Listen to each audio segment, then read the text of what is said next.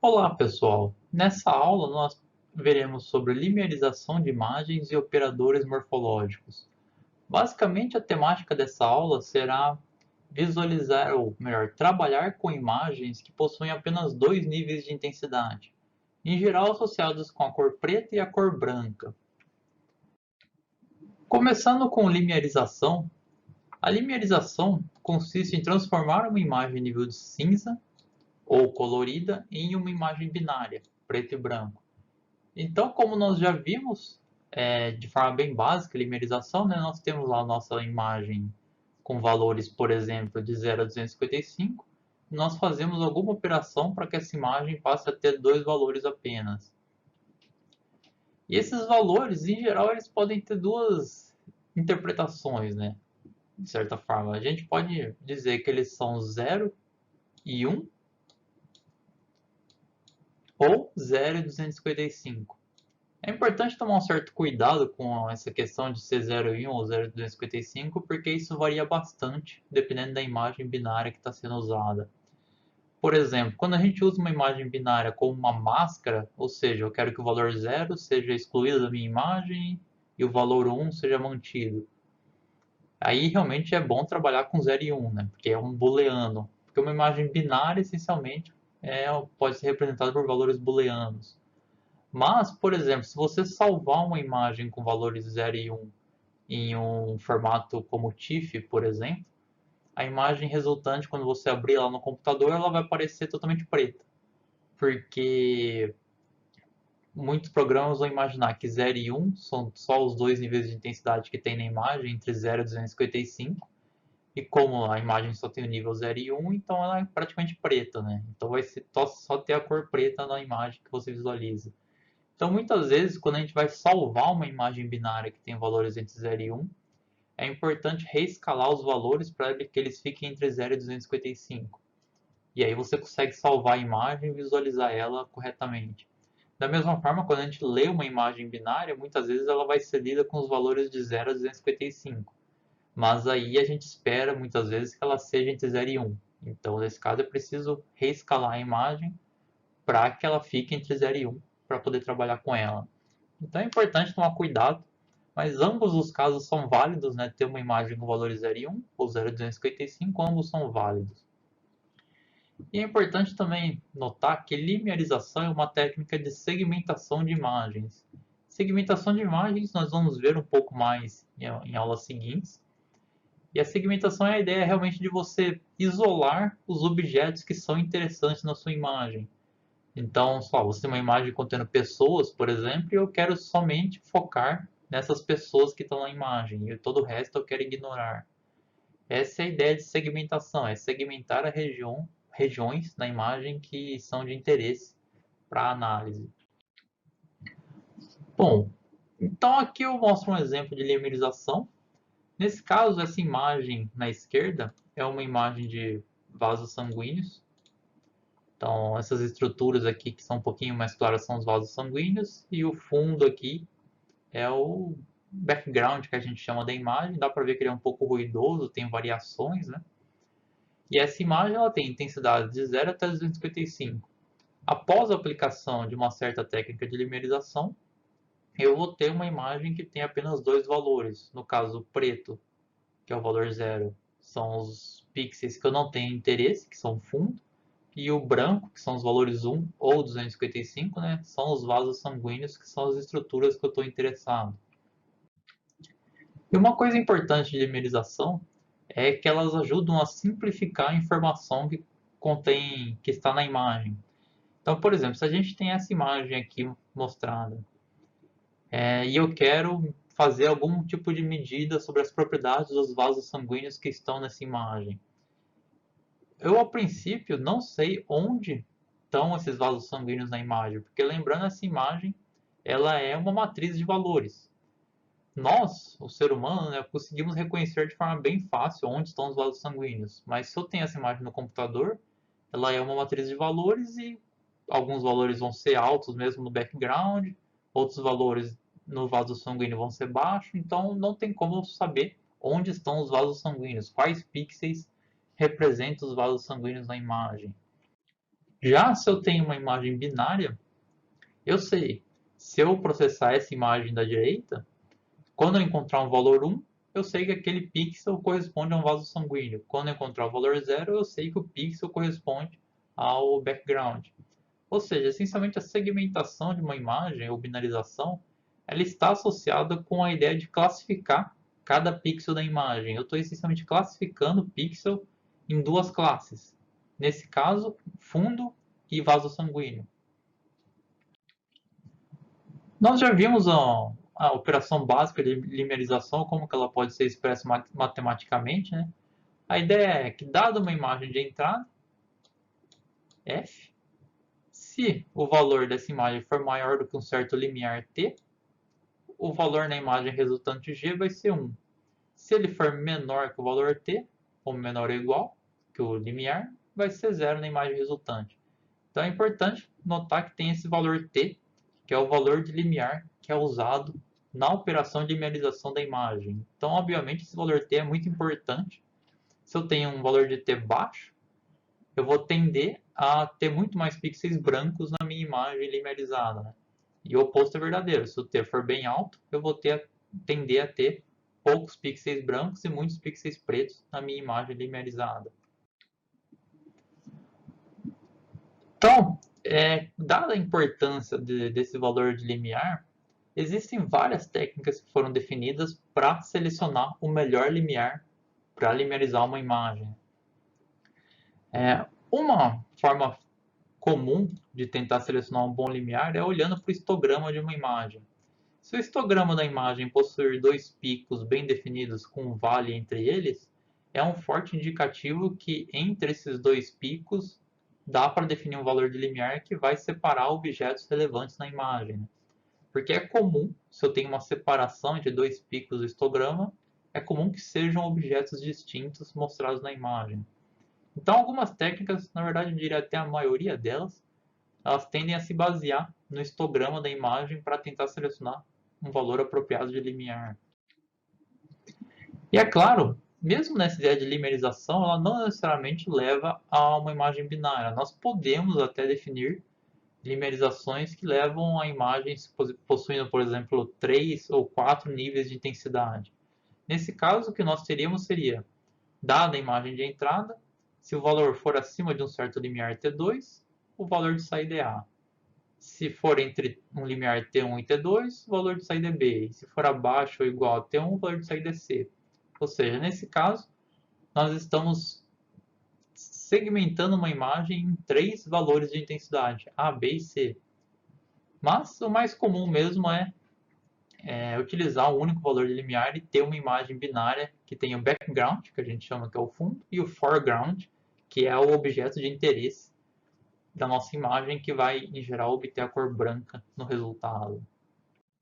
E é importante lembrar que, para nós, a operação de limerização acontece naturalmente. É bem fácil nós realizarmos uma operação de limerização visualmente, né? Então, se eu olho tanto a imagem da esquerda quanto a imagem da direita, está bem claro que existem dois principais tipos de pixels aqui nessa imagem. Tem o pixel do fundo, em ambas as imagens, e tem um pixel relacionado, ou melhor, um conjunto de pixels relacionados ao polígono que está nessa imagem. E nós sabemos aqui que tem um ruidinho nessa imagem da direita. Né? Então, para a gente é bem fácil reconhecer o objeto nessa imagem. Para o computador, como nós já vimos, uma imagem que era muito parecida com essa, para o computador é bem mais complicado reconhecer esse objeto dependendo de como está a imagem. Se nós tivéssemos essa imagem da esquerda, ela teria esse histograma aqui, que seria bem trivial realizar a classificação dos pixels. Né? Já se a gente tem essa imagem da direita com um certo nível de ruído, o histograma não indica nada a presença de objeto e nós teríamos que realmente fazer processamentos adicionais para conseguir reconhecer esse objeto. Aqui tem um outro exemplo em que, se eu tenho uma imagem com só um pouco de ruído, eu ainda consigo ter uma boa segmentação, ou melhor, é fácil segmentar essa imagem, mas na direita nós temos uma variação da iluminação global da imagem. E aí o histograma, inclusive, tem 3 picos, poderia dar a ideia que tem 3 objetos relevantes, mas não tem, né? e fica bem mais difícil. Isso é uma situação bem comum, nós temos variação de iluminação em uma imagem. Existem vários métodos de correção de variação de iluminação que podem ser aplicados. Bom, com isso, e dadas essas dificuldades, vários métodos de seleção automática do limiar foram definidos na literatura. Ou seja, é uma forma de, dado uma certa imagem, nós encontrarmos automaticamente um limiar adequado para aplicar naquela imagem e transformar ela numa imagem binária. Então eu vou mostrar aqui um exemplo de resultado de vários algoritmos. A gente não vai ver todos, a gente vai ver só um, na verdade. Né? Eu vou mostrar um exemplo de aplicação desses vários algoritmos de seleção de limiar para essa imagem que está sendo mostrada aqui. Então aqui nós temos um painel que mostra em cada subimagem aqui é o resultado de um certo algoritmo em que ele tentou selecionar automaticamente o melhor limiar para a imagem. Dá para ver imediatamente que alguns algoritmos simplesmente selecionam um limiar que é muito alto, né? Então, como o valor foi muito alto, praticamente sumiram os objetos na imagem nesses casos aqui. Então, dá para ver que cada algoritmo funciona melhor para certos tipos de imagem. E eles podem realmente funcionar bem mal, dependendo da imagem. Nós vemos que um ou outro algoritmo aqui selecionou um limiar que era muito baixo. Então, por exemplo, nesse caso aqui é muito baixo o limiar e praticamente a maioria dos pixels viraram vaso sanguíneo. Alguns métodos foram um pouco mais razoáveis. Por exemplo, eu diria esses métodos aqui tiveram um resultado razoável, mas como dá para ver a imagem ela tem uma certa variação de iluminação global. Então nessa região mais central aqui, dá para ver que nós temos como resultado mais vasos sanguíneos, enquanto que mais para o canto aqui, eles praticamente sumiram. Né? Ou seja, essa imagem, na verdade, a gente precisaria corrigir a iluminação da imagem. Mas dá para ver que alguns métodos, esse aqui também, por exemplo, obtiveram resultados razoáveis de limerização. Nós veremos um dos métodos mais comuns de seleção automática de limiar, que é o chamado método de Otto. Esse método ele é bem conhecido porque ele é simples de implementar e dá usualmente resultados razoáveis para vários tipos de imagens.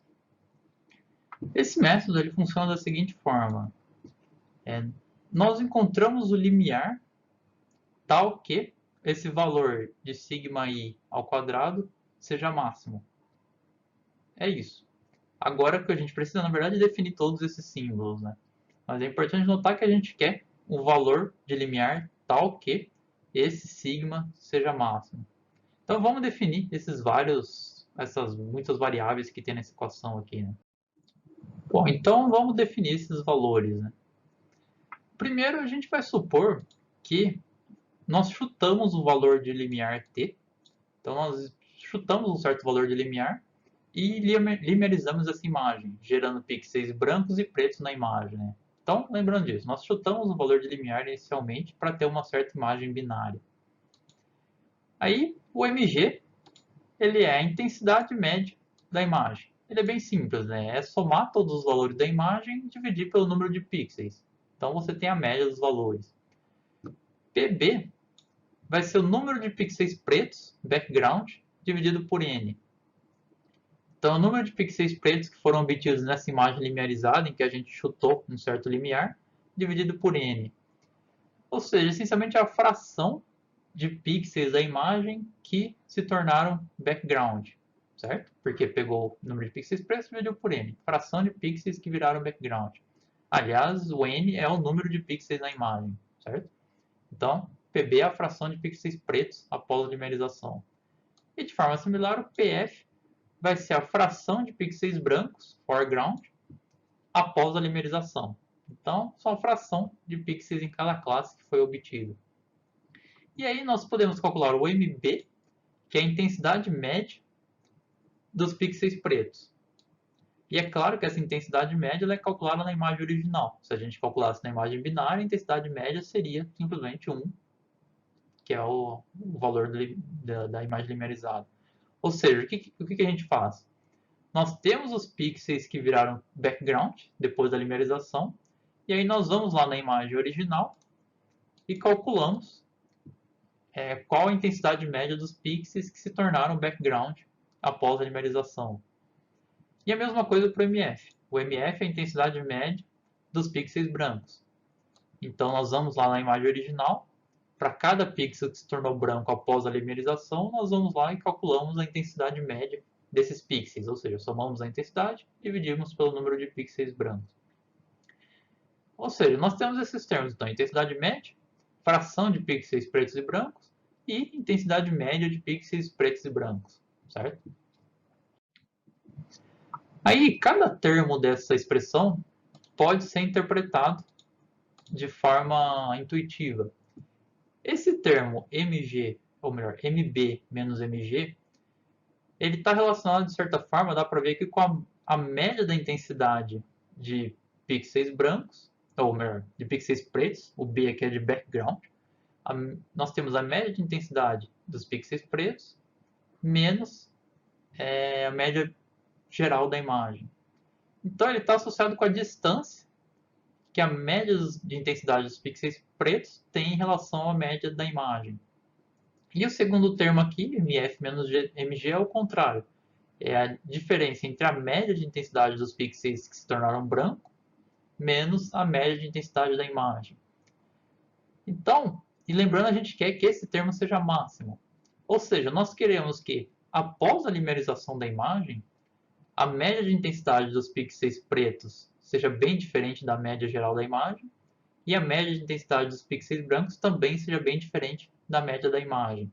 Ou seja, imagina que nós temos lá uma imagem com dois objetos bem distintos, né?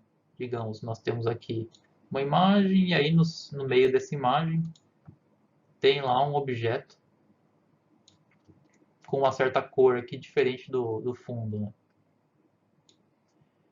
Então, se nós selecionarmos um limiar adequado para essa imagem, que separe esses pixels, deixa eu voltar o ponteiro aqui, que separe esses pixels desse objeto do fundo, então a média de intensidade dos pixels desse objeto vão ser bem diferente da média geral da imagem, e a média de intensidade dos pixels do fundo vão ser bem diferentes da média da imagem, ok? Caso nós tenhamos uma imagem que não tem realmente uma separação clara, digamos que ela simplesmente tem alguns ruídos aqui, não tem nenhum objeto, tem uma variação de intensidade uniforme.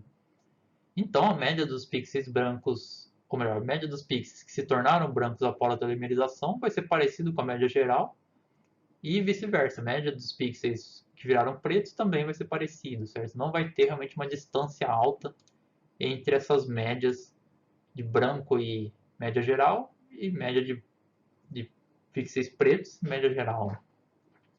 Ok, então esses termos do MB menos MG e MF menos MG são essa distância entre as médias.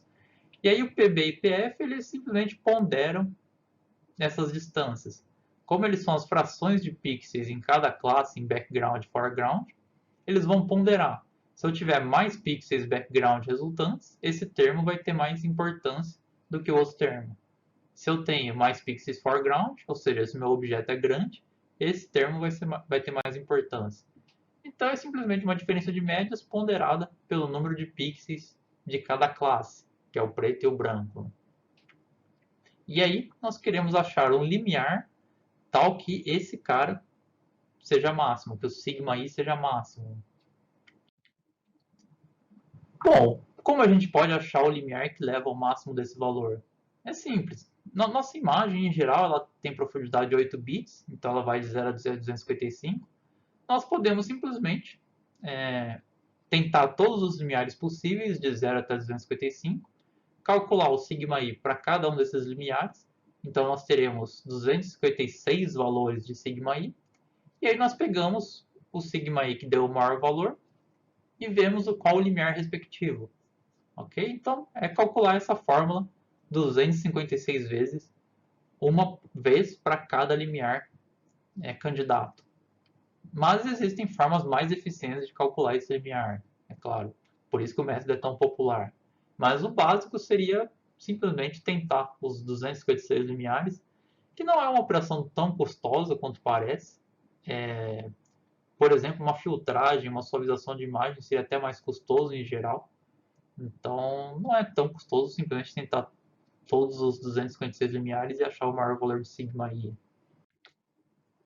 No notebook linearização, nós veremos justamente como calcular esse limiar ideal de uma imagem. Bom, e como a gente já viu também em aulas anteriores, muitas vezes é importante fazer um pré-processamento da imagem antes de aplicar a linearização. Lembram daquela imagem que a gente viu, que nós tínhamos lá uma imagem com ruído, ela tinha um histograma que claramente não mostrava nenhuma diferença entre fundo e objeto, e após a linearização nós tínhamos simplesmente uma imagem bem ruidosa. Já se eu pegar essa imagem original e suavizar ela, quando eu calculo o histograma eu vejo que tem dois picos muito bem definidos. E aqui, com esse histograma, eu poderia aplicar vários métodos de seleção automática de limiar. O método encontraria o limiar mais adequado, aqui próximo de 127, e aí na limarização eu teria exatamente o meu objeto. Então é importante, muitas vezes, aplicar um pré-processamento na imagem para obter uma boa binarização, né? Uma boa linearização. E também depois da linearização, é interessante realizar algumas operações adicionais para corrigir essa imagem que nós veremos na sequência. E é claro, como eu falei, nós vimos ali agora há pouco um exemplo em que a linearização não deu um resultado ideal porque havia iluminação global ou melhor, variação global de iluminação numa imagem. Por exemplo, aqui nessa imagem nós temos que tem aqui na parte esquerda uma iluminação maior do que na parte direita. Então aqui, se a gente tentasse aplicar uma limerização global, dificilmente funcionaria bem para essa imagem, né? Porque ela tem essa variação. Por isso é muito comum também que seja aplicada a chamada limerização local. A limerização local, ela tem a mesma ideia da global, né? Só que você olha para regiões de uma imagem. Então, por exemplo, para esse dado pixel aqui, que está em cima do objeto aqui do gatinho, você olharia para os pixels que estão na região ao redor desse pixel e decidiria se esse pixel é maior ou menor do que a vizinhança, né, dele. Você poderia segmentar ele como branco ou preto, certo? E da mesma forma é possível aplicar uma técnica de linearização automática para cada uma dessas regiões. Então, por exemplo, nós poderíamos aplicar ali a técnica que a gente acabou de ver, ou qualquer outra técnica de selecionar o melhor limiar para essa regiãozinha da imagem. Então, nós temos essa região, aplicamos a técnica de encontrar o melhor limiar, encontrado o melhor limiar, nós segmentamos a imagem, definimos ela em preto e branco, e isso vai ser o resultado final só para um dado pixel. Certo? Então, para aquele pixel, nós encontramos o melhor limiar dada a região, a vizinhança do pixel. Então, um exemplo de algoritmo de linearização local.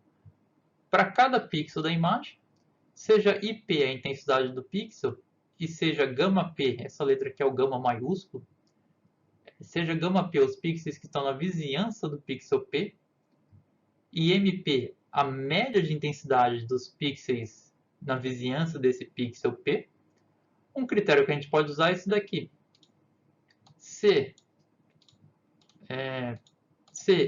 a intensidade do pixel menos a média de intensidade na vizinhança é maior do que C, onde C é um parâmetro, o pixel é considerado foreground. Ou seja, eu comparo a intensidade do pixel com a média de intensidade dos vizinhos desse pixel. Se for maior do que C, ou seja, se a intensidade do pixel é significativamente maior do que a intensidade média dos vizinhos, nós consideramos esse pixel como foreground, porque ele tem um valor maior do que os vizinhos dele. E aí, C é um parâmetro que é ajustado para dar um resultado apropriado. Nós veremos também um exemplo de numerização local nesse notebook, que vai estar no AVA também. Bom, aí nós temos então, após uma operação de linearização, nós temos uma imagem binária representando, por exemplo, um objeto em uma imagem. E aí nós entramos em toda uma nova área de processamento digital de imagens, que é o processamento morfológico de imagens. A ideia do processamento morfológico é justamente aplicar o processamento em imagens binárias, que possuem só dois valores. A palavra morfologia é bom definir bem ela. Ela vem da junção de morfo com logia. Morfo seria a forma e logia é o estudo. Então, o estudo de formas. A morfologia é o estudo de formas de objetos. Bom, em geral, em processamento de imagens, a morfologia ela está associada com imagem binária mesmo. É que não necessariamente a gente precisa ter uma imagem binária, certo? Você pode ter uma imagem com um certo nível de intensidade ali, uma variação de intensidade, e querer estudar a forma de um objeto, ok? É possível. Mas é muito mais simples você primeiro linearizar a sua imagem para ter uma imagem binária, e aí depois você considera só os pixels pertencentes ao objeto e estuda a forma desse objeto usando ideias de morfologia.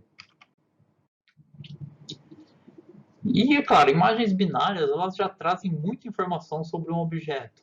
Muitas vezes esse tipo de imagem de binária de um objeto é chamada de silhueta. E dá para ver aqui, nós temos imagens binárias de diversos tipos de animais e objetos. E só por essa silhueta, só por essas imagens possuindo dois níveis de intensidade, nós conseguimos identificar facilmente esses objetos que estão na imagem. Então dá para ver que aqui tem um morcego, isso aqui provavelmente é um besouro, isso aqui é uma borboleta, um cavalo, um ganso, um pato talvez, um macaco, um coelho, uma aranha. Então é bem fácil identificar todos os objetos que estão na imagem usando a silhueta. Ou seja, a silhueta, apesar de possuir só dois níveis de intensidade, ainda proporciona bastante informação sobre objetos de uma imagem. E para analisar esses objetos em imagens binárias, nós temos os chamados operações morfológicas, ou operadores morfológicos. Eles muitas vezes são usados para corrigir certos probleminhas que a gente observa em imagens binárias. Por exemplo, se nós temos lá uma imagem de uma digital, né, que foi obtida e ela tem um certo nível de ruído, nós podemos aplicar algumas operações que levarão a essa imagem aqui na direita, em que o ruído foi eliminado, para poder analisar melhor a imagem. E as operações morfológicas, em geral, elas são definidas usando operações de conjuntos, como a gente vai ver. Isso pode ser um pouco confuso a princípio, mas elas possuem interpretações bem simples, que a gente vai ver também depois. Mas para ver essa definição por operações de conjuntos, o que nós vamos fazer é representar uma certa imagem binária por um conjunto de pixels. E esse conjunto vai representar os pixels pertencentes ao meu objeto. Então, se eu tenho uma imagem aqui, aqui a gente vai indexar começando em 1, certo? A imagem, os pixels. E digamos que eu tenho esse objeto aqui, que provavelmente pode ser dito que é a letra A. Eu tenho esse objeto. E aí toda essa imagem aqui, na verdade, ela pode ser representada, se eu sei que ela é binária, né? Ela pode ser representada por um conjunto de pixels. Então eu tenho o pixel na linha 2, coluna 4, que é esse primeiro cara aqui. Pixel na linha 3, coluna 3, que é esse cara aqui. Linha 3, coluna 5, esse cara. E assim por diante, até a linha 7, coluna 6, esse cara. Então, tendo essa lista dos pixels pertencentes ao objeto e tendo a informação do tamanho da minha imagem, né, no caso aqui minha imagem tem 7 por 7, só com essa lista e o tamanho da imagem eu consigo reconstruir a minha imagem original, certo? Porque aí eu vou lá, eu crio uma imagem de tamanho 7 por 7 e nessas posições eu coloro a imagem com valor 1, eu ponho o valor 1 lá nesses pontos, e aí eu vou ter o meu objeto de novo ali na minha imagem. Então, qualquer imagem binária pode ser representada por um conjunto dos pixels ou pretos ou brancos. Aqui no caso a gente vai pensar no conjunto de pixels brancos da imagem. E como esse conjunto de pixels, que a gente vai chamar de B, conjunto B de pixels, ele é um conjunto, né? Nós podemos realizar operações de conjunto para modificar esse cara aqui, esse conjunto de pixels. Então, por exemplo, vamos supor que nós temos lá o nosso conjunto B de pixels, e aí nós definimos um novo conjunto, o conjunto P. Esse conjunto P ele tem esses pixels aqui, esses valores. Nós podemos realizar uma operação de subtração. Eu defino um B' que vai ser igual ao conjunto B menos o meu conjunto P. Quando eu fizer essa subtração, em teoria de conjuntos, eu estou removendo os elementos que estão em P, ou melhor, eu estou removendo os elementos de B que aparecem em P. Então eu vou lá, se eu tenho o elemento 2, 4 em B, eu removo ele. Se eu tenho o elemento 3, 3, eu removo. E assim por diante. E aí eu vou ter esse conjunto final após a remoção dos valores que estão em P. E eu poderia, por exemplo, nesse conjunto final, reconstruir a minha imagem e ver que o que eu fiz foi apagar a parte superior aqui da imagem, mantendo somente a parte inferior, certo? Então eu consigo fazer operações na minha imagem binária usando operações de conjunto entre dos pixels que eu conheço. A primeira operação que a gente vai ver é a operação de reflexão. A operação de reflexão é representada assim, um B com acento circunflexo em cima. E como que ela é definida? Ela é o W, tal que W é igual a menos B para cada B pertencente ao meu conjunto. Então, matematicamente, é assim que a gente escreve essa operação de reflexão. Mas a gente pode ler essa expressão como: para cada ponto B do meu conjunto, ou melhor, cada ponto B minúsculo do meu conjunto B maiúsculo, o que eu faço? Eu defino um novo ponto, que vai ser menos o meu ponto B minúsculo, para criar um novo conjunto de valores. Então, essencialmente, eu estou pegando o negativo de cada valor do meu conjunto. Ou seja, se eu tenho, por exemplo, o conjunto B maiúsculo aqui, composto por, digamos que nesse B maiúsculo tem o ponto 2,5, ok? O pixel 2,5. Nesse conjunto B circunflexo, eu vou ter o pixel menos 2, menos 5, ok? Eu simplesmente tirei o negativo dos valores. É que a operação acaba sendo um pouco complexa matematicamente, né? Mas é simples, né? Para cada ponto do meu conjunto B maiúsculo aqui, eu vou definir um novo ponto, e esse novo ponto é dado por essa fórmula aqui, que é menos o ponto do meu conjunto original. Uma outra operação importante em conjuntos é a translação a partir de um certo ponto Z. Então, definido um ponto Z, certo ponto Z que tem duas posições aqui, porque a gente está trabalhando com pixels, né? Eu defino um novo conjunto BZ, ou seja, B transladado de Z, e matematicamente eu escrevo assim: esse conjunto vai ser formado por ponto C, tal que C é igual a B mais Z para todos os pontos B desse conjunto B maiúsculo aqui, né?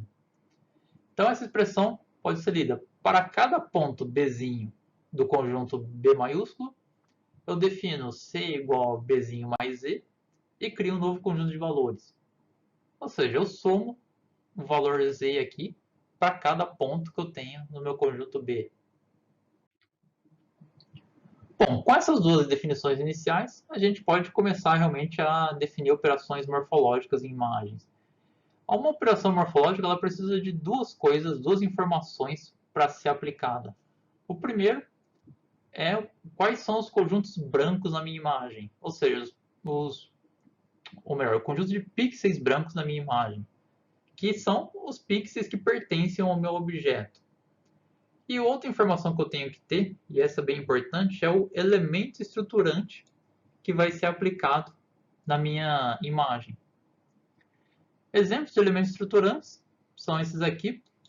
Eu posso ter um elemento estruturante e que nós visualizamos esse elemento da seguinte forma: nós temos a posição central do elemento, indicado por esse círculozinho aqui, esse disco, e aí nós temos os pixels vizinhos a ele.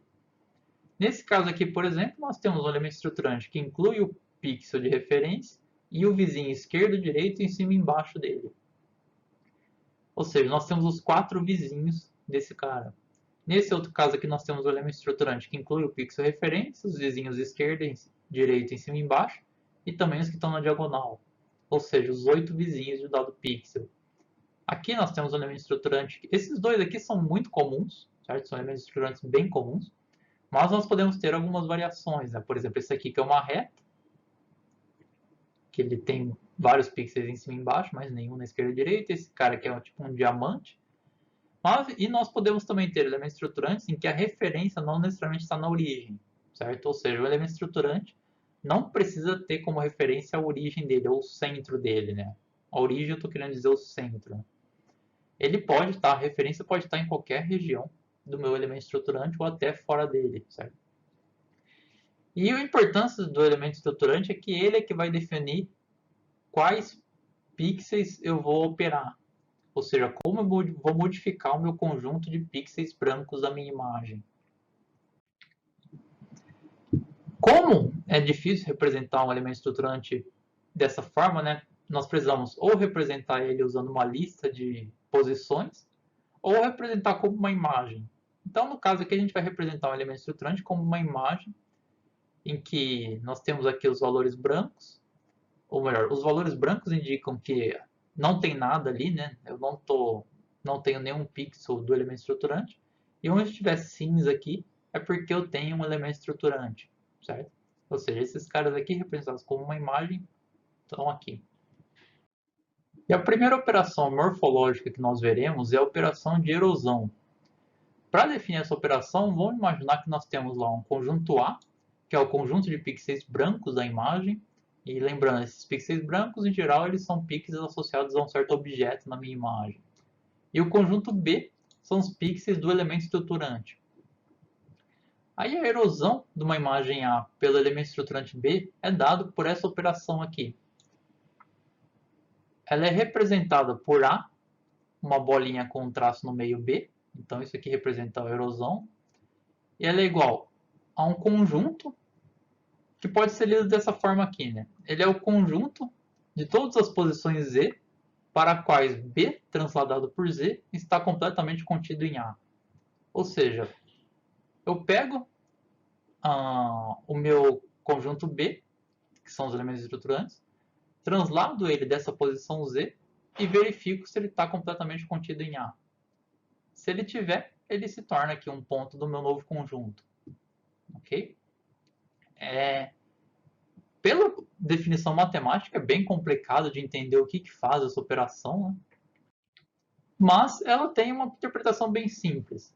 Então vamos imaginar que nós temos aqui uma certa imagem e tudo que está em cinza aqui, incluindo esse contorno preto, vamos imaginar que é o conjunto A.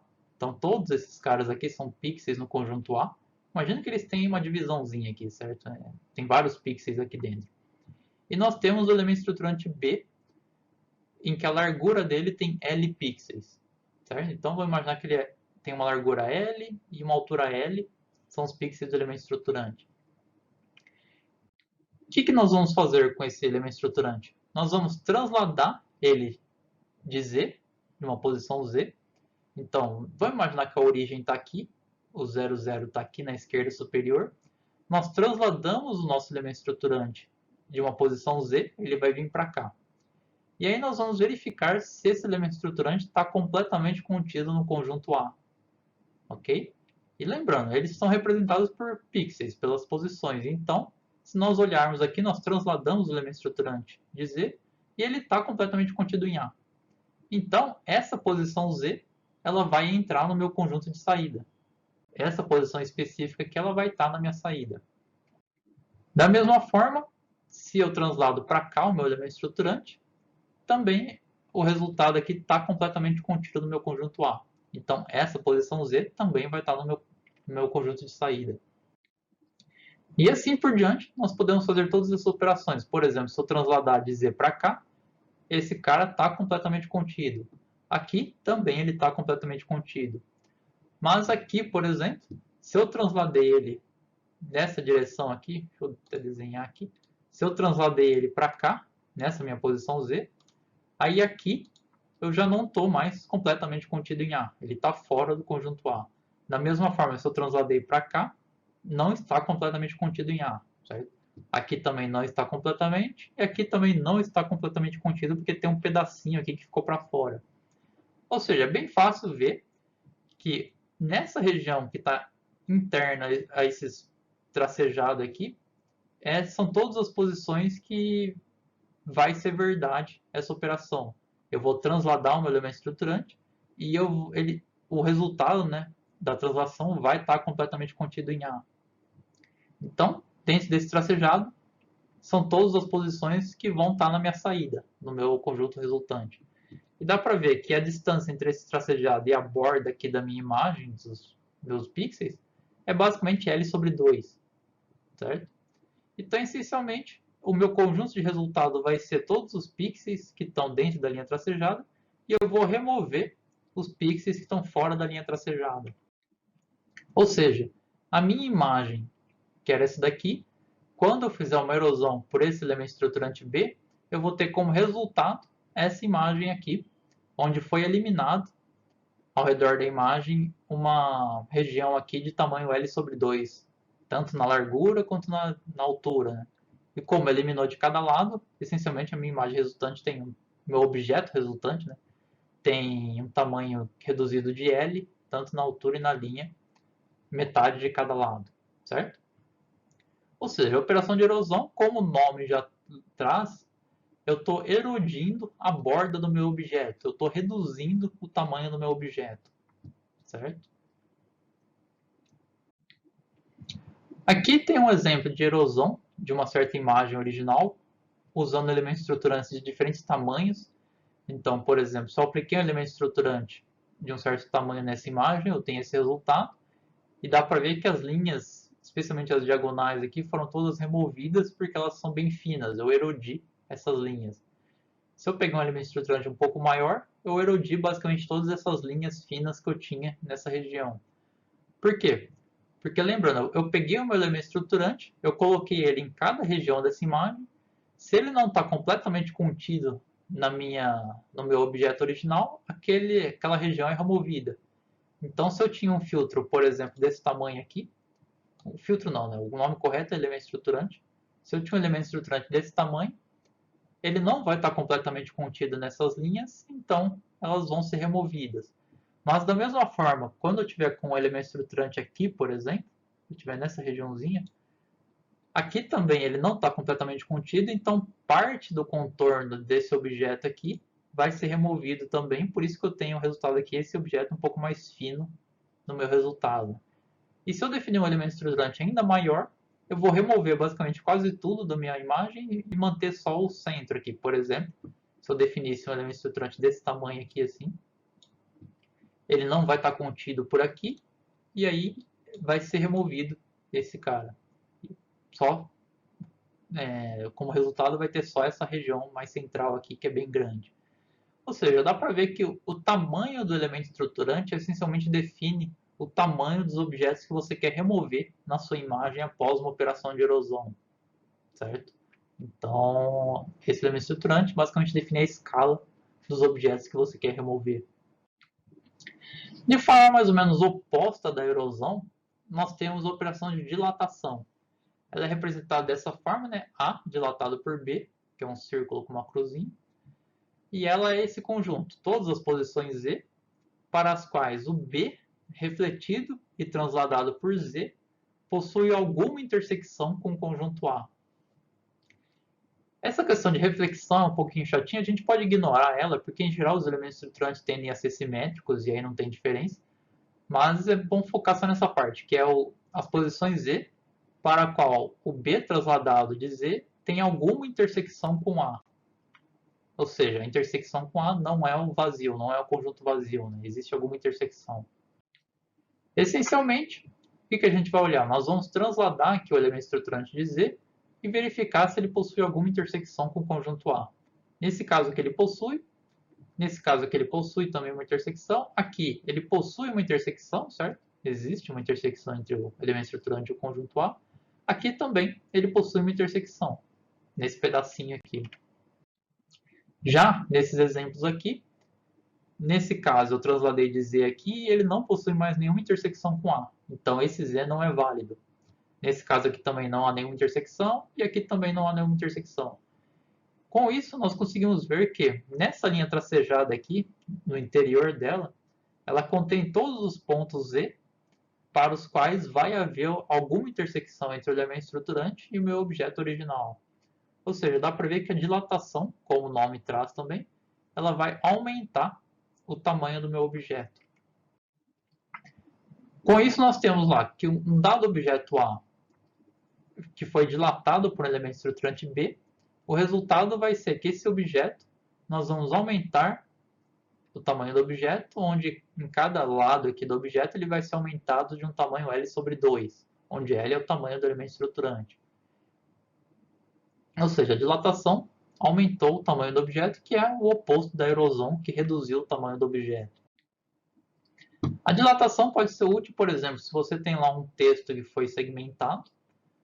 Após a dilatação desse texto, antes da dilatação, né, nós vemos que várias letras do texto estão quebradas, elas têm uns buracos. Após a dilatação, nós temos o texto mais contínuo. Por exemplo, a dilatação por esse elemento estruturante aqui, em que ele contém 5 pixels, né, o de referência, em cima, embaixo, esquerda e direita. Então, a dilatação por esse elemento estruturante, nós conseguimos juntar buracos, ou melhor, remover buracos que estão nos nossos caracteres. E essa é a finalidade usual da dilatação, é você juntar objetos que estão separados, removendo buracos desses objetos. Bom, e a dilatação e a erosão, elas são operações duais. Eu posso definir uma usando a outra. Ou seja, a erosão de um objeto A por um elemento estruturante B, se eu tirar o complemento do resultado dessa erosão, ela é equivalente ao fazer a dilatação do complemento de A com o conjunto B refletido. Okay? E o complemento de um conjunto é simplesmente inverter os valores. Então, se eu tenho aqui um conjunto A, em que os pixels brancos são esses caras aqui, o complemento vai ser o inverter. Agora eu tenho os pixels brancos, são o que era o fundo antes, e o preto é o meu objeto. Então, se eu tirar o complemento da erosão, é equivalente a eu fazer a dilatação do complemento da imagem. E da mesma forma, a dilatação de A por B, e eu tirar o complemento disso, é equivalente a eu fazer a erosão do complemento de A com B. Ou seja, eu posso implementar só uma das operações e aí implementar outra usando essa fórmula aqui. Bom, nós vimos que as operações de erosão e dilatação podem ser usadas para corrigir certos problemas na imagem ou remover certos objetos, remover buracos e assim por diante. O problema dessas operações é que elas modificam o objeto de interesse. Então, por exemplo, a gente viu ali naquela imagem de um circuito, lembram que tinha um quadrado no meio, algumas linhas verticais e horizontais e diagonais. Ao remover as linhas, nós também diminuímos os outros objetos que tinham na imagem, aplicando erosão. A dilatação é a mesma coisa, nós tínhamos aquela imagem contendo um texto, nós aplicamos a dilatação, ela removeu buracos, mas aí nós tivemos como resultado as letras mais grossas. Pode ser que é exatamente isso que a gente quer, né? Mas é muito comum nós querermos que o resultado final elimine os objetos que nós não queremos e os objetos de interesse sejam o mais parecidos possíveis com os objetos originais. Para isso, nós usamos as operações de abertura e fechamento de imagens, que nada mais são do que combinações de erosões e dilatações. No caso de abertura, ela é representada por uma bolinha aberta, né? A, bolinha B, um círculo branco. A operação de abertura de uma imagem A por um elemento estruturante B é o que? Nós pegamos a imagem A, erodimos pelo elemento estruturante B e depois nós pegamos o resultado e dilatamos pelo elemento estruturante B. Ou seja, uma erosão seguida de uma dilatação. E no caso do fechamento, que é representado por uma bolinha preenchida, né? A com fechamento de B, nós pegamos o A, dilatamos em relação a B e depois erodimos o resultado. Então dá para ver aqui a intuição por essas operações. Abertura, nós erodimos o objeto, ou seja, nós eliminamos objetos indesejados e depois nós dilatamos novamente o resultado para recuperar o objeto original. Certo? E dá para ver que isso tem o nome de abertura, por quê? Porque se nós tínhamos um objeto que, por exemplo, tinha uma região bem fina, ou melhor, dois objetos, e entre eles estavam conectados por uma região bem fina, ao erodir esses dois objetos, nós removemos essa região intermediária, e na dilatação nós temos dois objetos de resultado, então nós abrimos o objeto. E o fechamento é a mesma coisa, imagina que nós temos um objeto e tem um buraco pequeno dentro dele. E nós queremos fechar esse buraco, preencher o buraco. Então nós dilatamos o objeto, o buraco vai sumir, e depois nós erudimos o resultado para voltar o objeto no formato original, mas agora sem esse buraco. Ou seja, nós fechamos o objeto. Um exemplo de abertura. Então nós temos, imagine que esse triângulo é o nosso objeto e essa bolinha B é o nosso elemento estruturante. Ao fazer a abertura do triângulo por esse objeto B, nós vamos, lembrando, nós vamos erodir e depois dilatar. A erosão, ela vai remover regiões próximas da borda e depois, quando a gente dilatar, nós vamos novamente adicionar essas regiões. Mas com isso, pontas do nosso objeto vão sumir no resultado final também. Então a abertura, ela não só remove a conexão entre objetos, mas também elimina pontas desse objeto, elas ficam mais arredondadas. E o fechamento, ele vai fazer uma coisa parecida. Nós temos aqui, imagine que nós temos esse objeto, e aí o elemento estruturante B, o fechamento também vai eliminar pontas do objeto, além de eliminar buracos no objeto.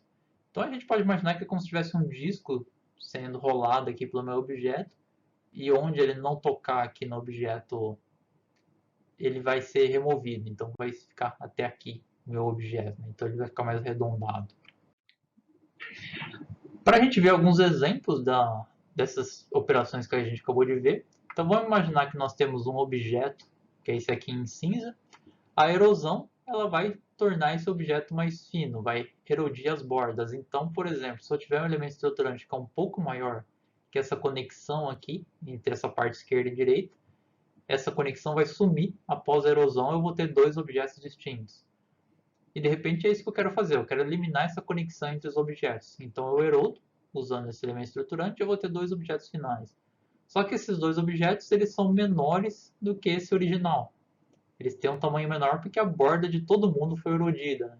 Se eu quero recuperar da melhor maneira possível a forma do objeto original, eu pego esse resultado e agora eu faço a dilatação dele com o mesmo elemento estruturante. E aí após a dilatação eu vou ter esse cara aqui, que dá para ver que vai ficar um pouco mais arredondado os cantos, mas eu tenho os meus objetos finais parecidos com as duas metades que eu tinha na minha imagem original. E eu posso fazer o oposto, né? Eu posso pegar esse objeto aqui e dilatar ele. Eu vou ter esse resultado final que foi dilatado. Onde dá para ver que, por exemplo, essa região aqui, essa reentrância que eu tinha no objeto foi eliminada. Que pode ser isso que eu quero fazer, né? Eu quero eliminar essa reentrância aqui. E aí eu escolhi um elemento estruturante que é um pouco maior que ela e eu removi. Só que aí eu tenho também um objeto que é muito maior do que o original. E aí o que eu faço? Eu faço a erosão dele para ter o fechamento. E aí eu tenho o objeto final, que tem um tamanho parecido com o original, os cantos mais arredondados também, mas essa reentrância ela foi praticamente removida. Ok? Então, na operação de abertura, a gente pode imaginar que eu abri o meu objeto. Eu removi regiões finas aqui. E na minha operação de fechamento, eu fechei algumas reentrâncias ou buracos que eu tinha no meu objeto. Eu deixei ele mais preenchido. Então os nomes eles são bem intuitivos, né? Tanto erosão, dilatação, quanto abertura e fechamento. E nesse notebook Operadores Morfológicos nós vamos ver alguns exemplos de implementação dessas técnicas, que são bem simples de implementar e são bem eficientes, dá para implementar de forma bem eficiente.